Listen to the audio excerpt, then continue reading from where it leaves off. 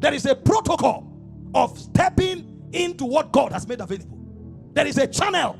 If you understand it, the presence of the devil is of none effect. The presence of your enemies is of none effect. So the problem is not Satan. The problem is not who hates you. The problem is you have not understood the channels God has made available for you to access reality. And tonight, I want to break it down into 3. Number 1 is to see him. You know, God is awesome. God knows that outside of him, anything you have will become your God. So in his wisdom, he ropes everything you need into himself, so that the moment you access him, things become byproducts. That's why Jesus was speaking in John 17 verse 3. He said, this is life eternal, that you know God.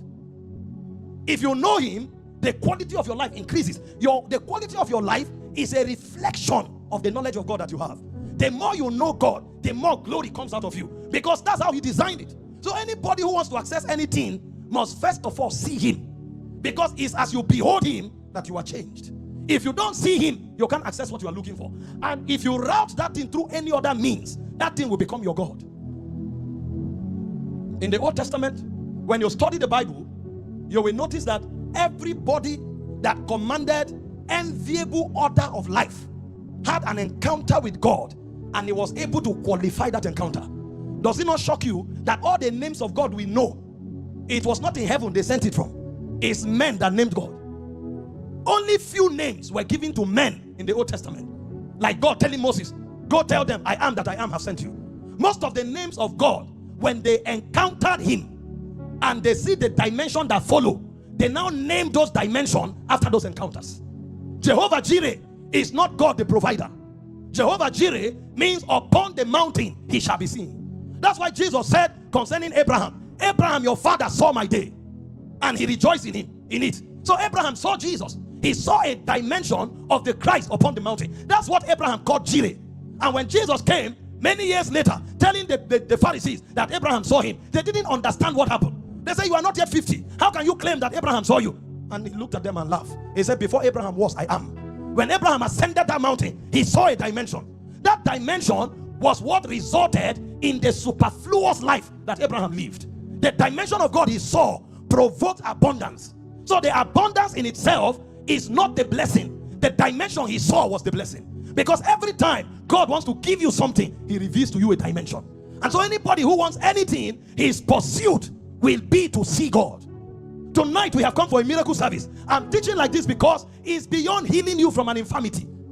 Miracle is not healing. Healing is included in miracle. Miracle is divine intervention, altering the systems of men to provide divine order.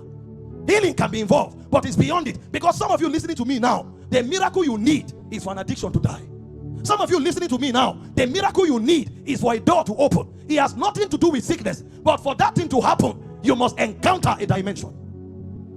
You must see him before you can command that dimension. You must encounter him to command that dimension. This is why the blessing is for everybody, but only few are experiencing it, because only few can see him. But you know, God is gracious. God is so gracious, and he saw and knew that everybody may not be able to ascend to the mountains that the patriarchs ascended. Because you know, before you see Jireh, you must have sacrifice. The ladder you climb to meet Jireh is sacrifice. If you don't have an Isaac to offer, you cannot see Jireh. See, there are many Christians who are oh, God will give them abundance. They are claiming, quoting abundance. They don't see it. There is a ladder you climb to meet Jireh. That ladder is Isaac. If you can't sacrifice Isaac, you can't see Jireh. No matter how you quote it, quote and claim won't work.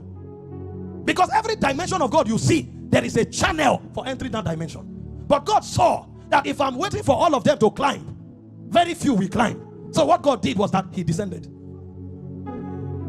He descended. And he didn't just descend in the packets that the patriarchs had. When God descended, he first of all aggregated the whole packages together. So that you don't need to go up, see Jireh, go up, see Sabaoth, go up. He aggregated the whole packages together and he sent it to earth. And so when the angel showed up, he said, you shall call his name Jesus, because he shall save his people from their sins. So when you see Christ, when you see Jesus, all of the dimensions that you are looking for is aggregated there. Did you not read your Bible? Take healing for instance. in Numbers 21 verse 4 to 5, when Israel was being beaten in the wilderness, God didn't bring herbal cure for them. Not because herbs are not powerful. God told Moses, create a brazen serpent, hang it on the pole. Anybody that is beaten and looks upon the pole shall be healed. So the way you receive cure from serpentine strike is to look at the serpent on the pole. And when Jesus showed up in John chapter 3 verse 14, Jesus said, the same way Moses put the serpent in the wilderness and anybody who saw it was saved, he says, so also the Son of Man shall be lifted up, and anybody that sees him shall be saved. So all of the dimensions of the Old Testament that they saw and walked in, the results they walked in, was aggregated together in Christ. So the duty of a believer who wants to be blessed of God is to contend to see Jesus. Is to contend to see Jesus. But you now wonder, but Jesus has gone back to heaven. How do I see him? In the beginning was the Word. The Word was with God. The Word was God. The same was in the beginning with God. All things were made by him. Without him was not anything made that was made. In him was life. The life was the light of men. The light shineth in the darkness, and the darkness comprehended it not. So he was the Word before he became a bodied entity. Because it's this Word in verse 14 that became flesh. So you may not have been around in the days of his flesh, but when you see him in the Word, you are as good as seeing him the way those who saw him in the flesh saw him. So our duty as believers is to see Jesus. And the only place you can see Jesus today is in the Word of God. That's why a believer who is seeking anything from God and does not route the Word is a joker. You see why we teach?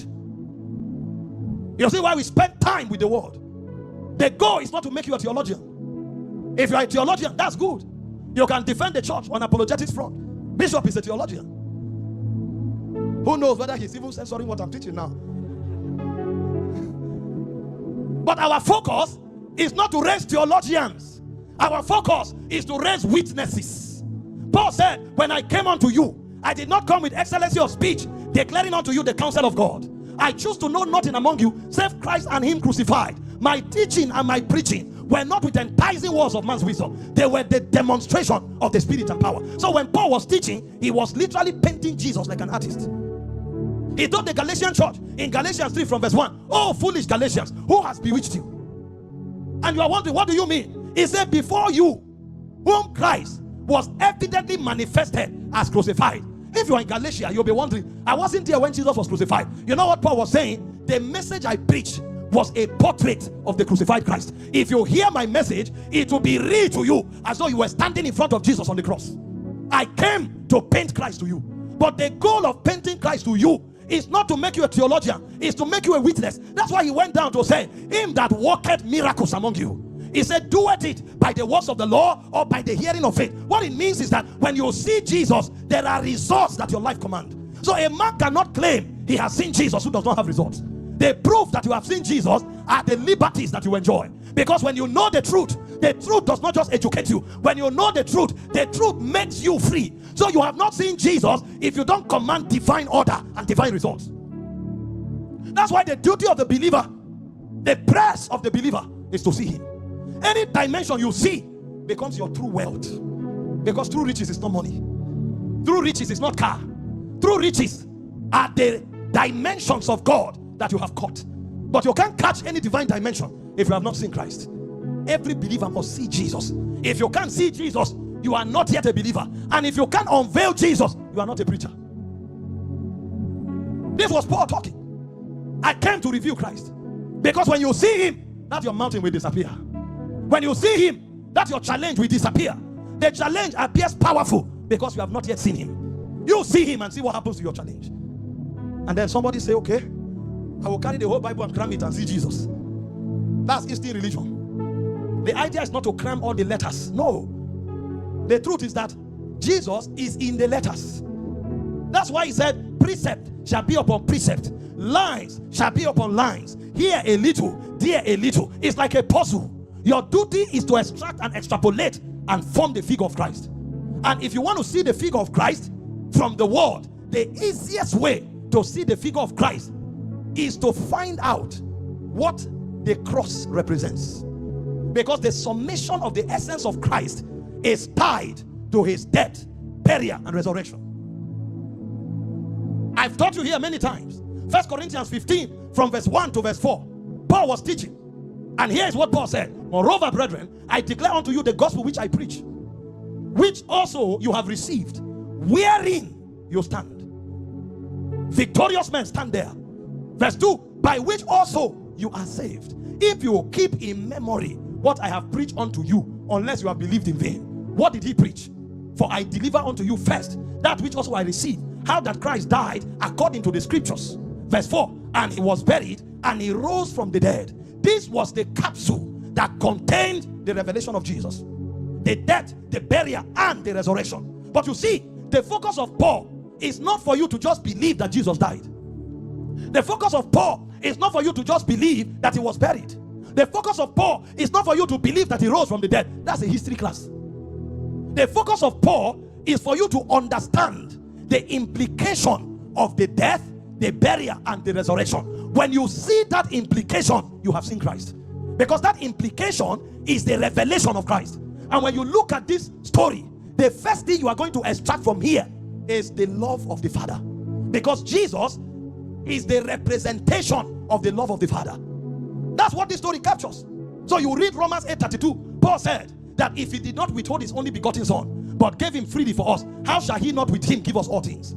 John was speaking in John 3:16. He said, for God so loved the world that he gave his only begotten son, that whosoever believeth in him shall not perish. So death, burial, and resurrection is not to equip you with a history lesson. It's to unveil to you the love of God.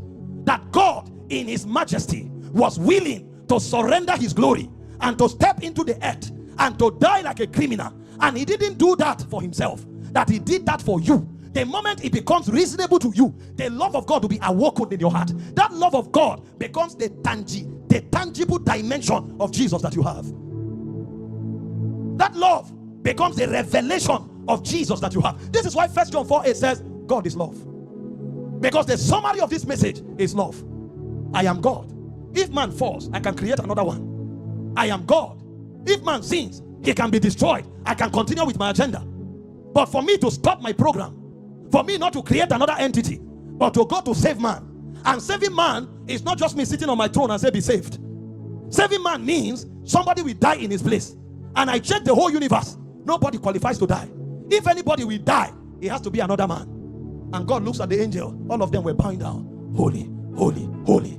The whole heaven were worshiping. Holy, holy, holy. And God abandons that worship. And God leaves his throne. And God steps down from his throne. And God enters the womb of a woman. And God is there, hungry like a man. When the woman eats, God eats. When the woman does not eat, God does not eat. When the woman is sick, God is sick. When the woman is tired, God is tired. And God remained here for 9 months. When God was about to be born, they threatened to kill God. They had to run with God to Egypt for God not to be killed. And God was in Egypt. And God suffered in Egypt and waited for the king to die. After the king died, they brought God back. And God was suffering like every man. And God was growing like every man. Do you know what it looks like when Jesus looked at heaven? And he still sees all the angels bowing. Meanwhile, when they were bowing, that's when the Pharisees were dragging him. Who do you say you are again? We will kill you today. And Jesus stands in between. I'm the one they are worshiping in heaven. Yet I'm the one they are dragging. They are disgracing. Do you know when Jesus was on the cross and he looked into heaven, angels were still bowing down. Angels were still worshiping. The same one that they are worshiping in heaven was hanging naked on earth, and they are mocking him. And he has the power to jump down and say, I don't tire. Enough is enough. But he remained there. Not because the cross held him, he held the cross. Do you know why it's difficult for you to trust God for breakthrough? Do you know why it's difficult for you to trust God for deliverance? It's because you have not seen Jesus. If you have seen him through the love of God, you will talk the same thing Paul said. If he did not withhold his only begotten son, if he gave him freely for us, how shall he not give us all things? So a man is going to trust God for an addiction to break. He thinks it's so big. A man is trusting God for breakthrough. He thinks it's so big. What else can God give that is greater than Jesus? The revelation of the love of Jesus is what substantiates the message of the death, burial, and resurrection. And the day you see that, nothing will be too big anymore.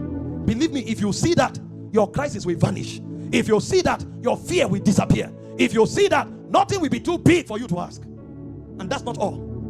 That same history class reveals something to us: the wisdom of God. So when the apostle said Jesus is the love of the Father, they are talking from somewhere. He is the definition of love manifested. When the apostle said Jesus is the wisdom of God, they are saying something deep. You know why? When he came to earth, Satan thought if we kill him, it's over. So they were planning how to assassinate him. Assassinate Jesus. On one occasion, Jesus spoke. He said, this commandment I have received from my Father. I have the power to lay down my life and to take it up again. No man can take my life from me. Yet they were trying to kill him. They were trying to assassinate him. They were trying to murder him until they succeeded. And when they now killed him, that was when they discovered that he actually came to die. That it is in dying that he will conquer. So when he hung on the cross, it was not weakness, it was strategy. Because except the Son of Man be lifted up, he can't draw all men to himself. So the Bible said, if the princes of this world have known, they would not have crucified. So the crucifixion, the death, the resurrection was not just love, it was also wisdom. I need to enter Hades to defeat you, but I can't enter Hades until I disconnect from my body. So when they put him on the cross, he was on a journey to Hades. It was when he entered Hades, he was even quiet. All of them gathered. We have brought him here. So you on earth shouting and giving command. And all of them gathered together. When they all gathered together, August stood up. If I fight you in my ring, you will say I am biased. If I fight you in my realm, you will say I am biased. I came to your own realm. First, I outsmarted you by allowing you to think you killed me so that I can have access to come here. Now that I have come here, I will activate the third protocol, which is power. So what he did was that in hell, he challenged every demon. He challenged every principality. He challenged every power. And he subdued all of them. And when he subdued them, he collected the key of death. He collected the key of the grave. He collected the key of hell. And he rose up and carried the key with him. So right now, Satan is in hell. He doesn't have the key. Right now, Satan is in the grave, but he doesn't have the key. Right now, Satan threatens with death, but he doesn't have the key. And when he collected the key, that was when we discovered he didn't need it. He handed it over to the disciples. All power in heaven and on earth has been given to me. You go in that power.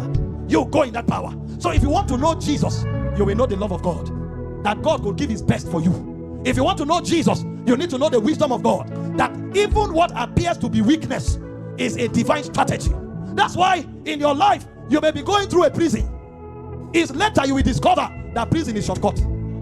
How many years would he have taken Joseph to become prime minister? It would not have happened. All his brothers that were senior to him, they came to bow to him. So the prison was actually divine wisdom, and it was divine shortcut. You thought that Joseph was suffering. Joseph was not suffering. Joseph was going through a shortcut. And many years later, Joseph turned and looked at his brothers and said, you meant it for evil. God meant it for good. He sent me ahead of you to save a generation. So you want to see Jesus? You see him through the gospel. And when you see the gospel, you will see Jesus as the love of God. You will see Jesus as the wisdom of God. You will see Jesus as the power of God. And with these three things, nothing can bring you down. As I am now, there's nothing that I can ask God for. Because every time I come before God, I weigh what I want to ask with Jesus. Which one is bigger? Jesus is bigger. If he gave Jesus, he will give me. My prayer has finished. When I come before God, whatever I am going through, when I pray and God says it is well, I compare the calamity I'm going through as a channel of achieving what God said with the calamity Jesus went through and the channel it was to achieving what he was supposed to get. I realize that what I'm going through is nothing. It is divine wisdom. And when I go through anything and I consider the power that rose Jesus from the dead, I know that cancer is too small. Cancer can be dematerialized. I know that lameness is too small. I know that deafness is too small, because Jesus is the love of God. Jesus is the wisdom of God. Jesus is the power of God. And you will never have been able to see it except through the message of the death, the burial, and the resurrection of Jesus. This is the foundation of our faith. That's why for anybody to receive anything from God, these truths must become real to him. What I'm sharing with you, it won't make sense until you go before God and you have a request. Believe me, if you have not understood the message and you have not been able to see the love, the wisdom, and the power of God, both your prayer and what you are asking for will look like nonsense to you. You will have anxiety. If it's not coming, you'll be afraid. We came back from Oji River last month. Many people, God's servant, wanted to build a tent for the conference. 10 days to event. Building has not gone up. Some people came and tapped him and said, we appreciate your love and zeal for God, but for now, let's advise. Take this to another location. When you are at rest, you can come back to this project. What did he know? That he went ahead and the building stood, the conference happened. See, the difference between the manifestation of two believers is how much meaning they have made out of the gospel. Those who have seen love there, nothing is too big for them to expect from God. Those who have seen wisdom there, nothing they go through can break them. If Jesus went to hell and God still achieved what he wanted to achieve, that prison is too small to stop you. That gang up is too small to stop you. Because the wisdom manifested for Jesus to route the throne through the grave, no wisdom beats it. And if Jesus could rise from the grave after 3 days, there's nothing on earth that can defy God's power. That means God's power can handle anything. This is why the first protocol of receiving from God is to see Jesus. And when you see Jesus, you will see him as the love of God. John said in 1 John 4:8, he said, God is love. Paul said in 1 Corinthians 1:23-25, he said, Christ is the wisdom of God and the power of God. It was the death, burial, and resurrection that brought that picture to life. Now, when you see that picture, then you go to the second protocol. The second protocol is the protocol of asking. Because listen, that you need it does not mean it will just happen. This realm is only those who ask that receive. Jesus was teaching. He said, ask, you will receive. He said, seek, you will find. And he said, knock, the door will be open to you. And he went further to buttress it. He said, for whoever asketh receives, whoever seeketh shall find. And he said, whoever knocketh, to him the door shall be open. You know what that means? You don't receive by default. Doors don't open by default. When you find people walking in the realm of open doors, they have mastered the technology of asking.